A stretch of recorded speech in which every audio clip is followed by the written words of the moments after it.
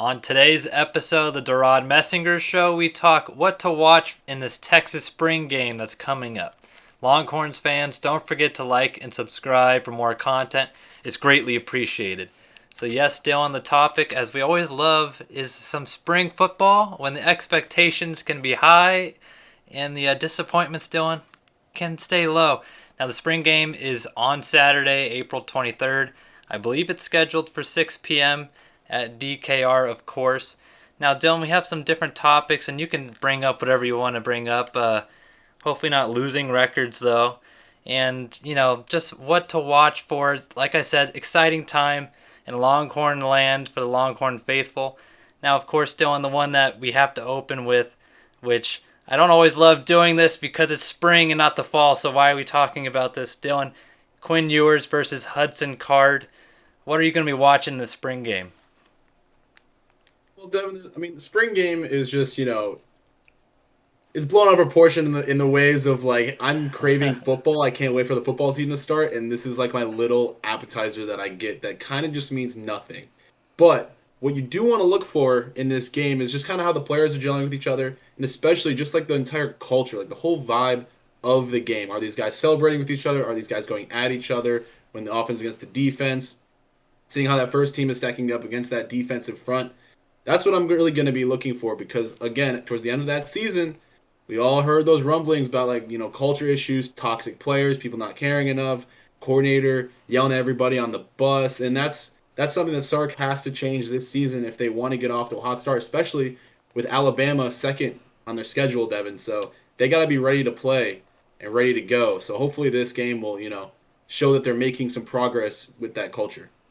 Yeah, for that Alabama game, ready to play, ready to go. Dylan, that might be a stretch for how the team currently stands, but we'll see. Obviously we just hope they show up and try their hardest. Hopefully a close game. We can't really root for anything more than that. But like you said, fans, do not take this game more than it is. The spring scrimmage game. This is a one-game scrimmage. If yours throws Dylan 600 yards and 7 touchdowns, he throws 600 yards and 7 touchdowns. You shouldn't take it more than that. If Card does the same, Card's looking good, but you shouldn't take it more than that. The real things to watch, Dylan, you pointed them out. It's more of the leadership. Both guys have been proven leaders in their previous stops at high school, but obviously college football, different beast. Both these guys are a little bit more reserved in nature, and that's okay. And Dylan, we've talked about this subject in earlier videos, but maybe can we see in the spring game a little more vocal leadership on the sidelines?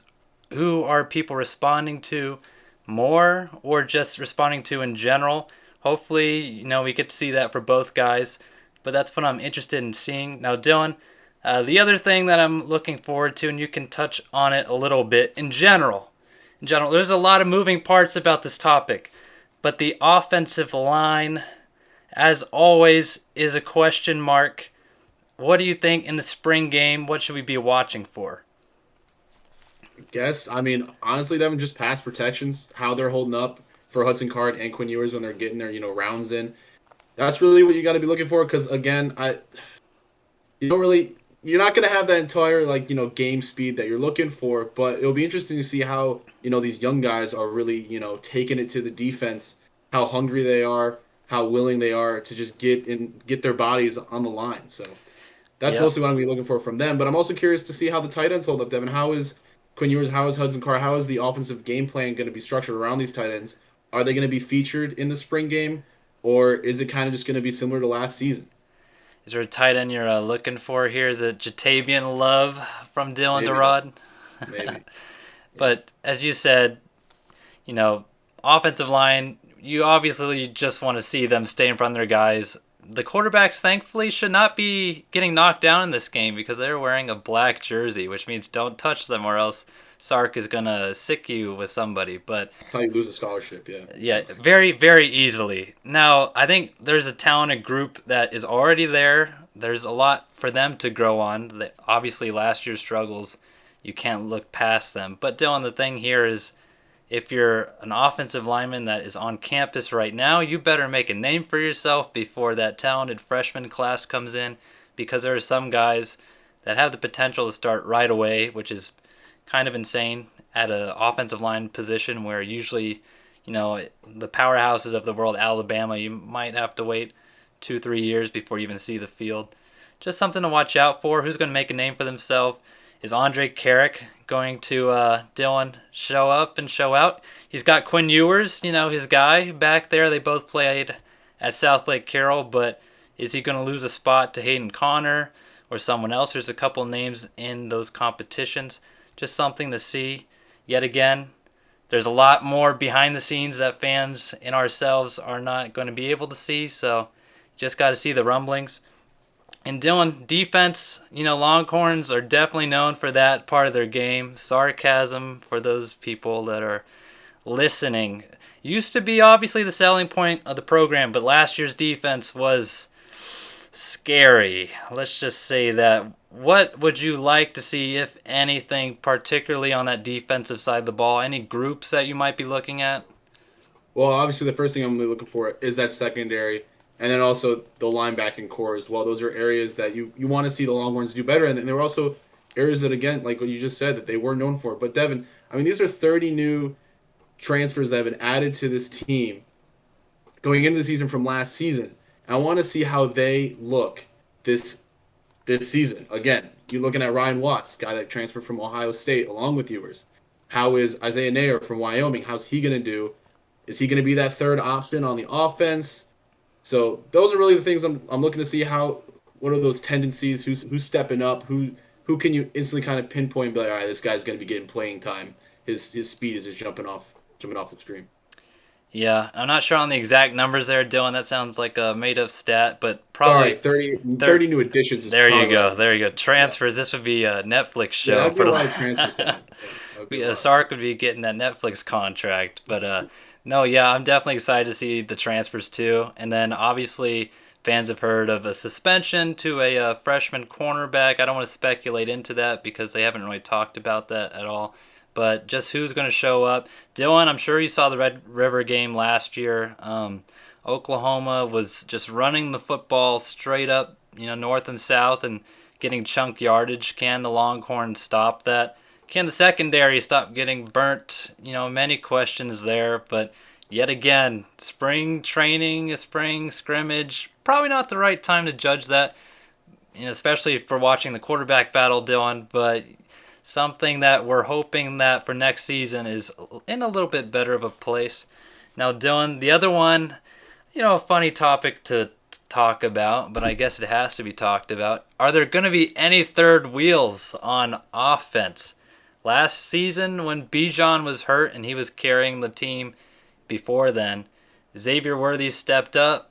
However, once Worthy had to step up, he became really the only point of, I guess, focus or power for the opposing defenses, so his numbers went down. In my opinion, Dylan, the guy to look at here is Jordan Whittington. Before he got injured initially last year, he looked like the best weapon that the Longhorns had. He's a former five-star player, and he's got NFL talent written over him. Can he stay healthy? In my opinion, he's the guy to watch out for, the X factor for the team. But Dylan, anyone that you're hoping for that steps up? I know you're talking about tight ends earlier. Or are you going somewhere else maybe? I mean, again, I was gonna agree with you on Jordan Whittington. Having him for the entire season would be a big deal. And again, with that third option, Devon, what you're looking for is consistency. Every team needs that second wide receiver that's out there. He's gonna get 5 receptions, 77 yards, and make those key third down conversions that you're looking for. So that's mostly what I'm looking for out of that third wheel like you're talking about. So be curious to see just how everyone holds up. It is a long season. Yeah, and like you said, 5 receptions and 77 yards. That doesn't really wow anyone, at least insanely. I mean, that's a good amount in college football, especially in a Big 12 conference. But Dylan, as you said, third down receptions, he was the guy on third down. When he was hurt, that's where the team started to struggle, because early in the season, I think they were the one of the best teams, if not the best, at third down conversions. He's kind of, honestly, Dylan, I don't want to make this comparison because, Longhorns fans might jump at me, but he's kind of got a little bit of Jordan Shipley in him at that. Obviously, Jordan Shipley was a little more of a Calvin Megatron Johnson in terms of stats at the college level, but Shipley was always open on third down and when the team needed him. If Whittington could just do that part of the Shipley job, obviously good things ahead. Now, Dylan, maybe the most important topic, and that's why I'm saving it for last. Spring scrimmage jerseys. Yes, before you guys click off, Sark, he's got a new turf field with the Longhorn logo over the state of Texas that we saw last year. Has he talked to CDC into getting us the authentic color of burnt orange on jerseys? Dylan, I know there was a supply chain issue that was mentioned, I believe, on Twitter by CDC a year or two ago, and I might be digging way too into this. This is sounding like some conspiracy theories, but are we going to be getting the authentic burnt orange? Dylan, what's the over-under here, do you think?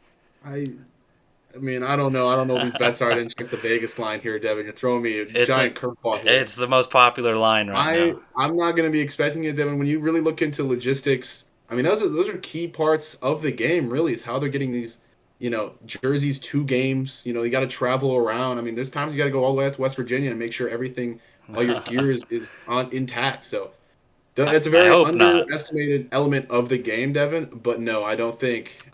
I'm not going to buy into this conspiracy theory. You're selling. You're selling. I'm also selling on the conspiracy theory. I think if they want to showcase something, they're going to wait for opening day, which is sad for us Longhorn fans. But the spring practice jerseys have a little bit of their own element to them too. So yeah, Devin, I don't think this is the right season to be really bringing that stuff in. I think after a season where you're more competitive, maybe going 9-3, 10-2.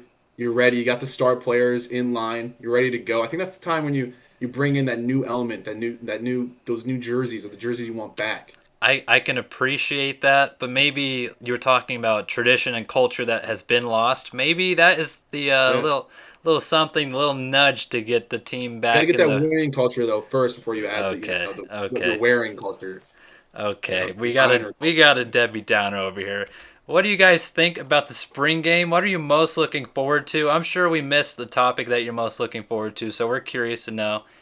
Don't forget to like and subscribe, and have a great rest of your day.